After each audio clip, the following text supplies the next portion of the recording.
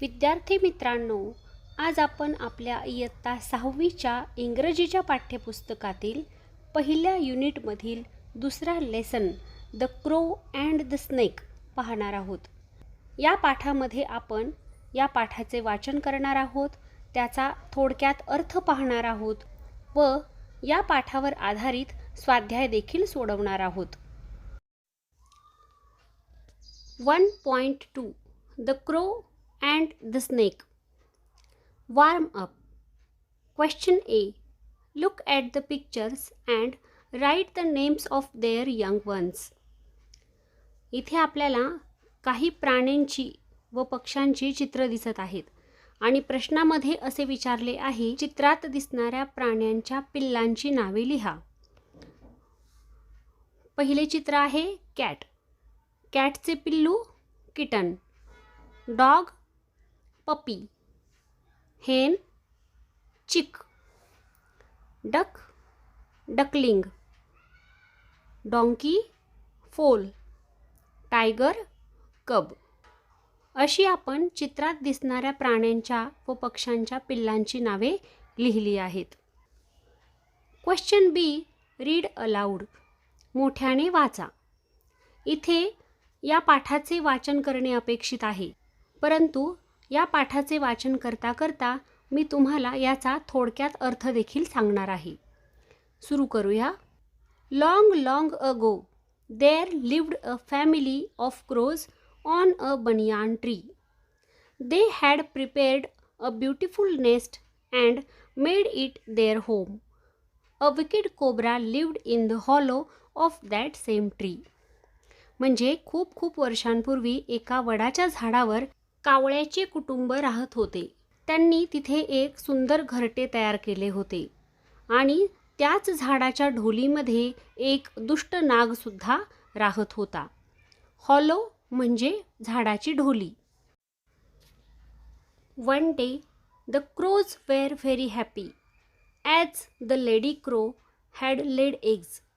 One evening they flew out together for food. During that period, the cobra climbed up the tree and ate the little ones of the crows. म्हणजे एके दिवशी काय झाले, कावळ्याचे जोडपे अतिशय आनंदी होते, कारण मादी कावळ्याने अंडी घातली होती. एका सायंकाळी ते दोघेही अन्नाच्या शोधात उडून गेले. त्याच वेळी तो नाग झाडावर चढला आणि त्याने कावळ्याची लहान पिल्ले खाऊन टाकली. After few months, the lady crow laid some eggs again. This time, they decided that they will stay at a short distance to watch their nest. म्हणजे काही महिन्यांनंतर मादी कावळ्याने पुन्हा एकदा काही अंडी घातली. यावेळी त्यांनी असे ठरवले की घरट्यापासून थोड्या अंतरावर थांबून काय घडतंय हे पाहायचे. As soon as they left the nest, the wicked cobra climbed the tree, reached up to their nest and ate the little ones. Looking at this, the crows were very sad. त्यांनी घरटे सोडताच तो दुष्ट नाग झाडावर चढला, त्यांच्या घरट्याजवळ पोचला आणि त्याने पुन्हा एकदा त्यांची पिल्लं खाऊन टाकली. हे पाहून कावळे अतिशय दुःखी झाले. The lady crow said to her husband, "It has become dangerous to stay here. Let us find a way to protect our children from this wicked cobra." मादी कावळा तिच्या नवऱ्याला म्हणजे कावळ्याला म्हणाला की हे फारच भयावह आहे. येथे राहणे अतिशय धोक्याचे आहे. आपल्याला यावर काहीतरी मार्ग शोधला पाहिजे, जेणेकरून आपल्या पिल्लांचे त्या दुष्ट नागापासून रक्षण होईल. The crow replied, I will soon think of something and promise you that we won't lose our babies anymore. तो कावळा म्हणाला, मी यावर काहीतरी उपाय शोधतो आणि मी तुला वचन देतो की यानंतर आपण आपली पिल्ले गमावणार नाहीत. The next day, the clever crow made a plan. He flew to a nearby lake to steal a precious bracelet. He knew that every morning the queen came to the lake with her royal servants to bath. When no one was watching, the crow plunked down, picked up the precious bracelet in his beak, and started flying slowly. One of the servants noticed it and screamed loudly. दुसऱ्या दिवशी कावळ्याने एक योजना आखली. तो जवळच असणाऱ्या तलावाकडे मौल्यवान bracelet चोरण्यासाठी उडाला. त्याला माहीत होते की राणी दररोज सकाळी राजघराण्यातील नोकरांसह तेथे आंघोळीला येते. जेव्हा कोणाचे लक्ष नव्हते तेव्हा कावळा खाली झेपावला, म्हणजेच कावळ्याने खाली झेप घेतली आणि ते मौल्यवान ब्रेसलेट चोचीत उचलले आणि हळूहळू उडायला सुरुवात केली. त्यांच्यापैकी एका नोकराने हे पाहिले आणि तो जोराने ओरडला. The crow flew swiftly and dropped the bracelet in to the hollow of a banyan tree. कावळा वेगाने उडाला आणि त्याने ते ब्रेसलेट वडाच्या झाडाच्या ढोलीमध्ये टाकून दिले. The cobra was sleeping inside and was not aware of this. तो नाग आतमध्ये झोपला होता आणि त्याला याची काहीही कल्पना नव्हती. The guards saw that and pulled out the bracelet tactfully instead of disturbing the cobra. The bracelet was return to the queen. The guards chased away the snake into deep forest without harming it. म्हणजे रक्षकांनी ते पाहिले. नागाला कोणतीही इजा न करता त्यांनी अतिशय चतुराईने ती बांगडी म्हणजे ते ब्रेसलेट बाहेर काढले व राणीला परत केले. त्यानंतर रक्षकांनी सापाला कोणतीही इजा न करता जंगलामध्ये पळवून लावले. Then the clever crows lived happily and did not lose any of their children afterwards. त्यानंतर ते कावळे आनंदाने राहू लागले आणि त्यांनी त्यानंतर त्यांची पिल्ले कधीच गमावली नाहीत. Moral: one can overcome obstacles with presence of mind. माणूस आपल्या समयसूचकतेने संकटांवर मात करू शकतो. तर विद्यार्थी मित्रांनो, आता आपण या पाठाचा स्वाध्याय पाहूया. इथे आपल्याला या पाठातील नवीन शब्द दिलेले आहेत व त्यांचे अर्थही दिले आहेत. पहिला शब्द आहे hollow, with a hole or empty space inside. याचा अर्थ असतो ढोली. Plunked down, jumped suddenly with a force, म्हणजे अचानक वेगाने झेप घेणे. प्रिशियस, ऑफ ग्रेट व्हॅल्यू, म्हणजे मौल्यवान. स्विफ्टली, क्विकली, म्हणजे पटकन. Question C. Identify the type of the story. इथे आपल्याला गोष्टीचा प्रकार ओळखण्यासाठी सांगितले आहे. द स्टोरी इज अ आणि खाली 3 पर्याय दिले आहेत. त्यातील आपल्याला योग्य पर्याय सांगायचा आहे. यातील योग्य पर्याय आहे fable, a story in which characters are animals and they act like humans. म्हणजे अशी गोष्ट ज्यामध्ये प्राणी हेच पात्र असतात व ते मनुष्यांप्रमाणे कृती करतात. आणि या पाठाच्या शेवटी सुद्धा ही कथा कुठून घेतली आहे तर अ फेबल फ्रॉम पंचतंत्र, म्हणजे पंचतंत्रातली ही एक गोष्ट आहे असे सांगितलेले आहेत. म्हणून याचे उत्तर आहे fable. Question D. Who said to whom. कोण कोणास म्हणाले. इथे आपल्याला 2 वाक्य दिली आहेत जी या पाठातील आहेत. पहिले वाक्य आहे I will soon think of something.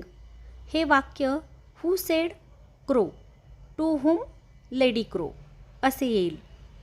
दुसरे वाक्य it has become dangerous to stay here. हे वाक्य who said lady crow, to whom crow असे येईल. Question E. Arrange the following sentences in proper order by putting numbers in the given boxes. म्हणजे इथे आपल्याला 5 वाक्य दिली आहेत ज्यांचा क्रम उलटसुलट आहे आणि आपल्याला ही वाक्य योग्य क्रमाने लावायची आहेत. ही वाक्य आपण वाचून घेऊया. पहिले वाक्य the guards chased away the cobra. दुसरे वाक्य the crow stole the bracelet. तिसरे वाक्य the cobra ate the crow's little ones. चौथे वाक्य the crow family was living on a banyan tree. आणि 5वे वाक्य the crow made a plan. अशी ही 5 वाक्य आपल्याला योग्य क्रमाने लावायची आहेत.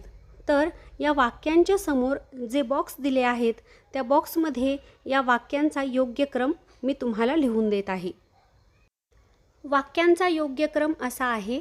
The crow family was living on a banyan tree. The cobra ate the crow's little ones. तिसरे वाक्य येईल the crow made a plan.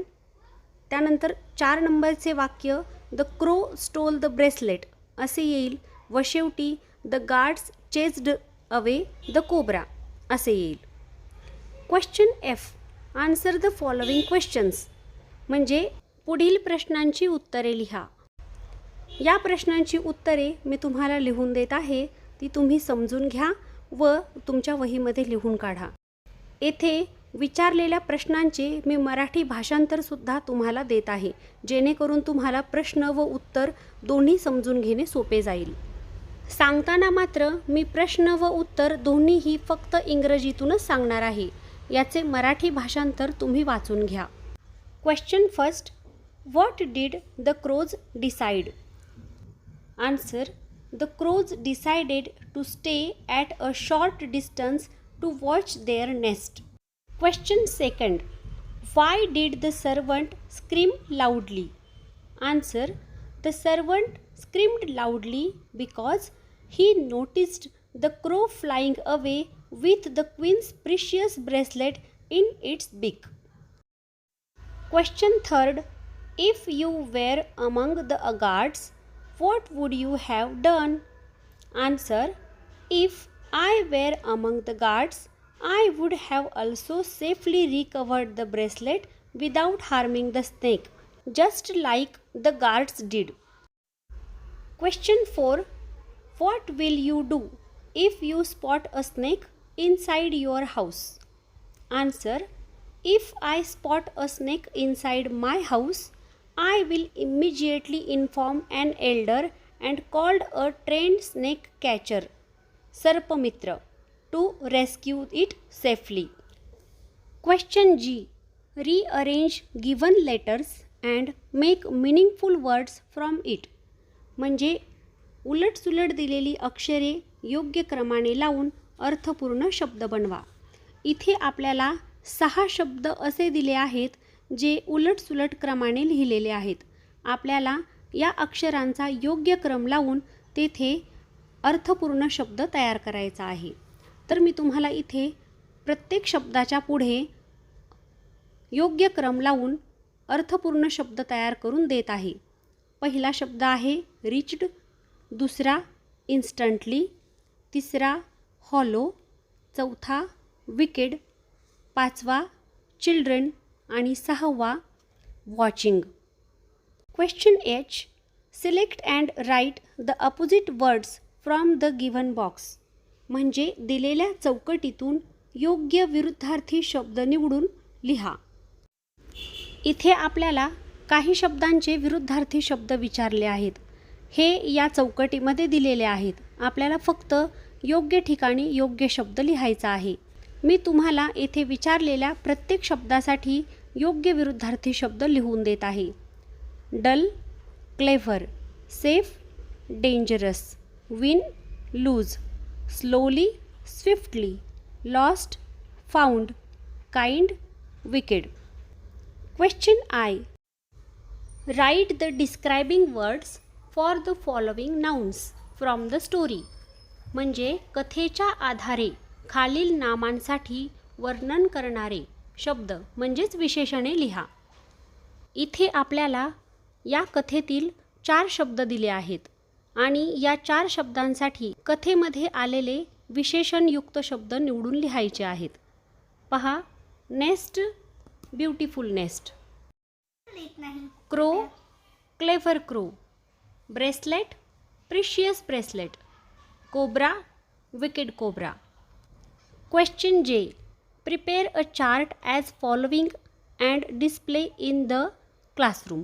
म्हणजे प्राणी किंवा पक्षी, त्यांचे घर आणि त्यांच्या पिल्लांचा तक्ता पूर्ण करा व तुमच्या वर्गामध्ये लावा. या तक्त्यामध्ये आपल्याला प्राणी किंवा पक्ष्यांची नावे दिली आहेत व पुढे त्यांच्या घराची नावे व त्यांच्या पिल्लांची नावे आपल्याला लिहायची आहेत. हा तक्ता मी पूर्ण करून तुम्हाला देत आहे, तो तुम्ही पहा व तुमच्या वहीमध्ये लिहून घ्या. हेन, कूप, चिक, डॉग, केनल, पपी, काऊ, शेड, काफ, फिश, वाटर, फ्राय और बेबी फिश, बर्ड, नेस्ट, चिक और nestling. Question K. Complete the story using the words in the bracket. Give it a suitable title and write its moral. म्हणजे कंसातील शब्द वापरून गोष्ट पूर्ण करा, त्याला योग्य शीर्षक द्या आणि तात्पर्य लिहा. या गोष्टीला योग्य शीर्षक देऊन इथे दिलेल्या रिकाम्या जागा भरून मी ही गोष्ट पूर्ण करून तुम्हाला देत आहे. ती तुम्ही वाचा व तुमच्या वहीमध्ये लिहून घ्या. टायटल म्हणजे गोष्टीचे शीर्षक आहे the brave little elephant. One day a herd of elephants was crossing a river. The river was flooded with mud and water. टन टन टारा. Suddenly the head elephant trumped loudly to let his herd know that there was flood. The youngest elephant from the herd had never swum in such a strong current. He was scared. He heard the trumpet call. Immediately he started to swim toward the sound. He crossed the river safely. All the elephants praised him. तर विद्यार्थी मित्रांनो, आपण आपल्या the crow and the snake या पाठाचे वाचन केले, त्याचा अर्थ समजून घेतला व त्यावर आधारित संपूर्ण स्वाध्याय देखील सोडवलेला आहे. हा स्वाध्याय तुम्ही तुमच्या वहीमध्ये लिहून ठेवा. या पाठाचे वाचन करा. ही गोष्ट तुमच्या वर्गामध्ये सांगण्याचा प्रयत्न करा.